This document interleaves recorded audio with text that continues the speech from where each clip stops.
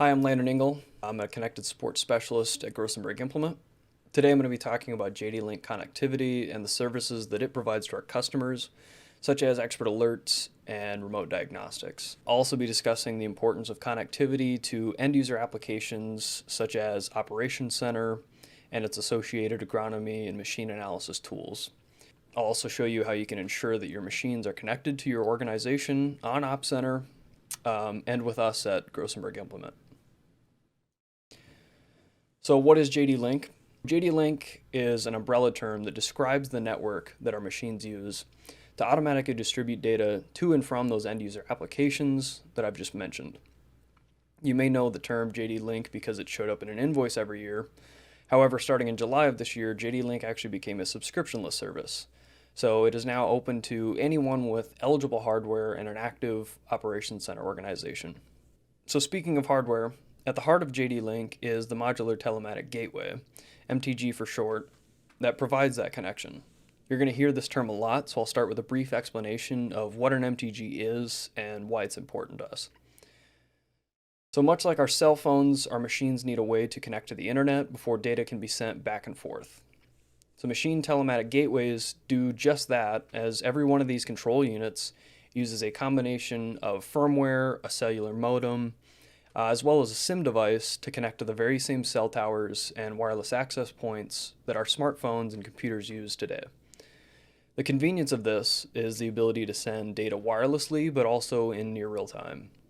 MTGs are the hardware that enables telematic solutions such as Service Advisor Remote, Remote Display Access, wireless data transfer, machine sync, in-field data sharing, and harvest automation to exist. And while some of these require an uninterrupted connection, such as remote display access, others can use internet connections as they become available to move the latest data that is being recorded by our connected machines. So as I hinted at above, MTGs also provide the ability to connect via Bluetooth and Wi-Fi technology. This is especially useful for machine-to-machine connections, data transfer in areas with poor cell coverage. So one important note about all of this is since these devices operate on our existing cell tower infrastructure, in 2022, connections using a 2G or a 3G network will no longer be functional. So a significant portion of the connected machines in our organization fall under that umbrella. These machines will need an upgrade to a 4G compatible MTG as we move towards the start of the 2022 season. So you're probably wondering to yourself, does this impact me? One way to find out would be that if you're comfortable with Operations Center, simply logging in and checking the machines under your account will likely give you that answer. So if you navigate to the terminal screen, which I'll show you a little bit later, the connection type will actually be clearly laid out for you right there, and it'll also show you connectivity status on there as well.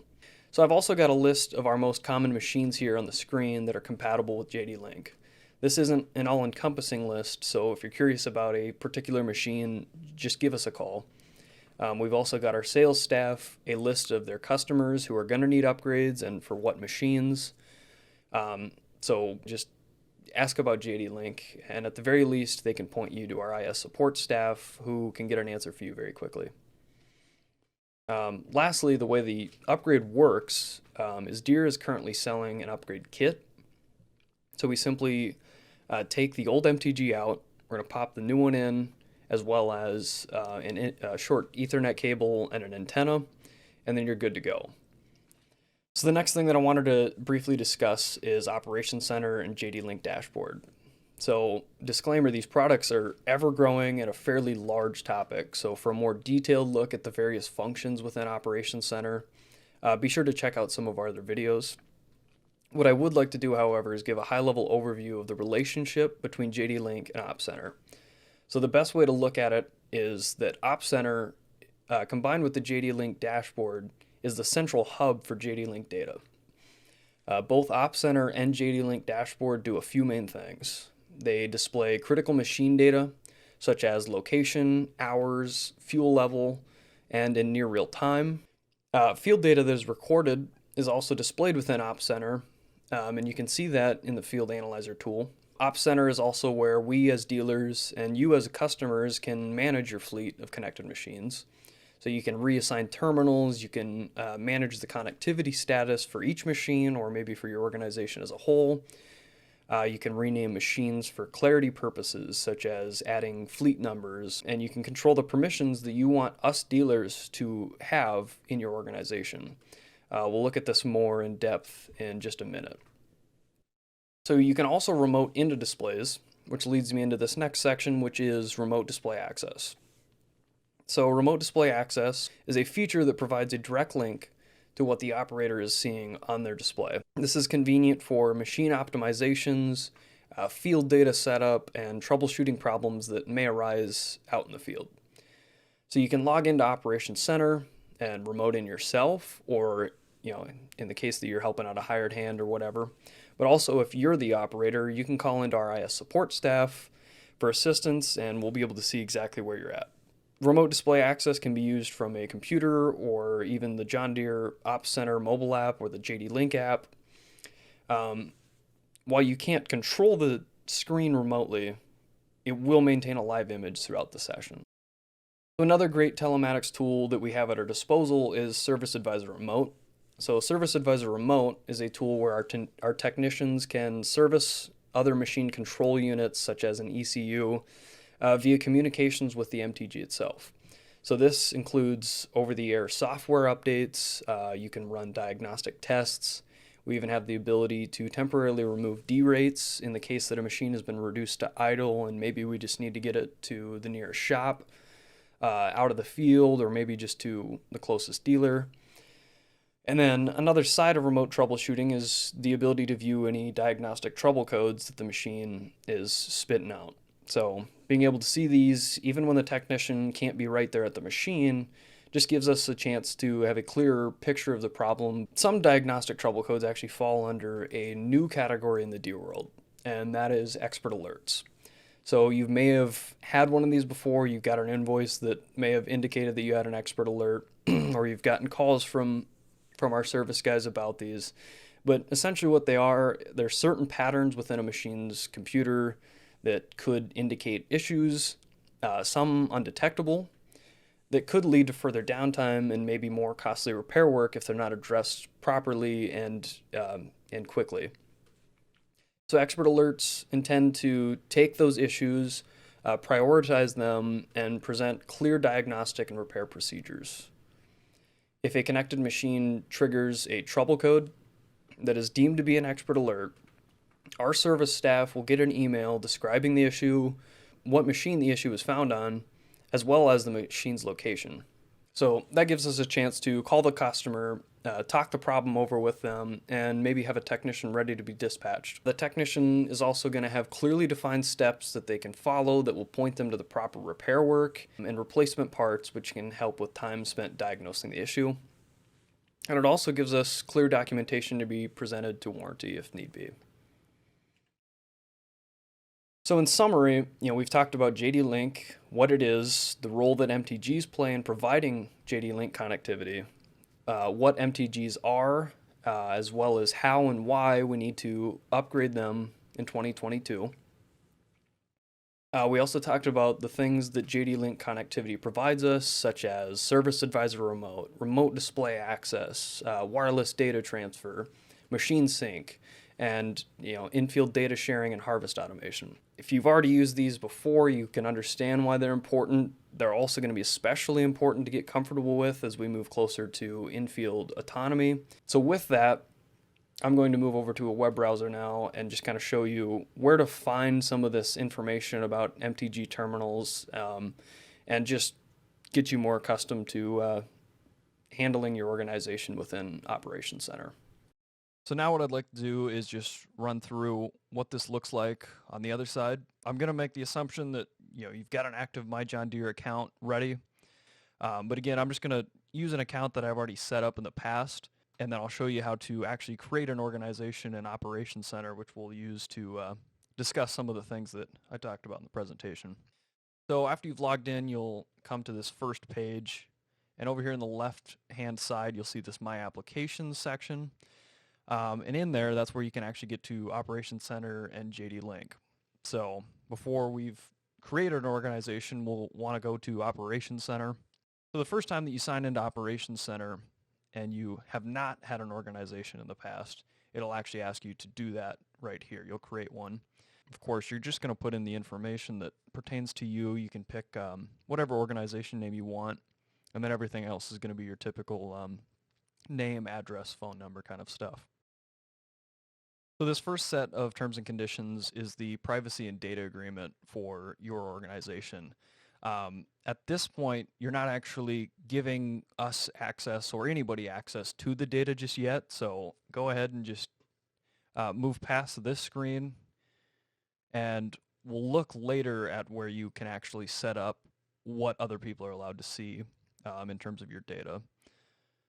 And then this last page is just simply a place where, if you've got other people that have a My John Deere account and you want them to be part of your organization, you can actually add them here. But we'll just go ahead and move on from that. So after you've gone through all of the creation screens, you'll see your organization set up now. You'll have access to your equipment, your fields within the map, field analyzer, all that stuff. You'll see up here in the top right the name that you chose for your organization. And inside of this menu, you'll actually see this little gear icon. This is your organization preferences. So if any of the data that you put in is incorrect, you can actually go in and change all that stuff right here. And a very important part of this screen is the terms and conditions. So this is the one that we just saw in the last, in that creation screen. But this second one is the one that we were talking about a little bit during the presentation. So this automatic enrollment button is actually how you allow us to move machines around in your organization and have them automatically signed up for JDLink connectivity. So any machine that is in your organization or any machine that we move into your organization will be enrolled without you having to do any extra steps. So that's a really convenient thing. So again, all you have to do, just click that button, you'll be good to go. You can just close back out of this, and that'll be in there.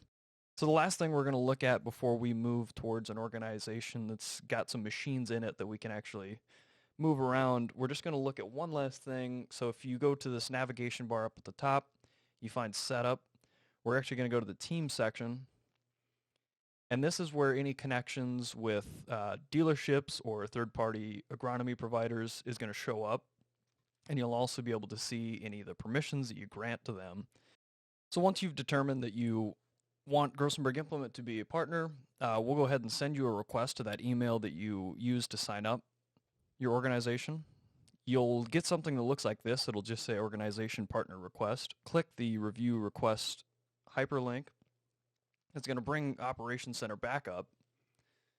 And you can click through this to the next. And then right here, this screen is the first place you'll see some of the data permissions that you're providing now. So in the red, you'll see the requested access level by us. This is kind of the default levels that we choose. You can go through and edit these to whatever you want. All the descriptions are in here. The important one for what we're talking about today is this remote display access and this manage equipment, as that allows us to be able to move machines in and out of your account. And also, obviously, the remote display access is needed for us to be able to use that in the case that you guys would call in and, with an issue. So we'll go ahead and just use the default settings here just to get through this. So this is one last look here. You're going to see two permissions with us as a partner here. It'll be the granted and the received. The granted, of course, is the important ones. That'll show you what you've given us. And again, you can go right into here, access granted a partner, and you can edit all that as you wish. So now the last couple things. I've gone ahead and got into another test account that's actually got some machines in it. So a couple things that I just wanted to show you briefly. This is what that screen would look like once you've actually got machines in it. You'll be able to see all those different machines. If you click it, your little machine card will pop up. You'll also be able to see any of the fields that you've mapped. And again, for more information on that kind of stuff, be sure to check out our other Operation Center videos. But another thing that I had mentioned in the presentation that I'd like to show you guys is within this setup tab again, if you go to the terminals page, that's where you can actually check your fleet and make sure that you're up to date. So what you can do here is, you'll see your machines that have terminals pop up. Over here in this connectivity, you'll see whether it's active or inactive. And over here is the type. So you'll actually see whether it's got a 4G or a 3G. If it's got a 3G, of course, it's going to say inactive now that we're into 2022 and we've phased out of those. If you've got a lot of terminals and you want to quickly see which ones are inactive, you can go ahead and use this filter pane on the left side. There's your type and your connectivity status. So then the last thing I'd like to show you real quick is just, when you find a machine out there on the map, maybe you've got one of your operators that have called in, they said, hey, I've got something that I need you to look at on the screen. This is actually where you can pull up the machine card. You'll get to see their last known location, their last general heading, fuel level, speed, all that stuff is in here. And you'll also have this little icon down here. This is where you can actually request the remote display access. And then of course, if they're in the machine, they'll see a message pop up. They can approve of it. And once you've done that, you'll actually get that live image of the screen and you'll be able to help them. We go through the same process. If you tell us you're out in the field, we'll go ahead and go to your account. We'll type in the serial number of the tractor you're in, or the name that you've got in your operation center. We'll click on this and we'll be in. So with that, that's most of what I wanted to cover on this. So thank you for watching this video. And again, if you've got any questions on this stuff, just get a hold of us at Grossenberg Implement.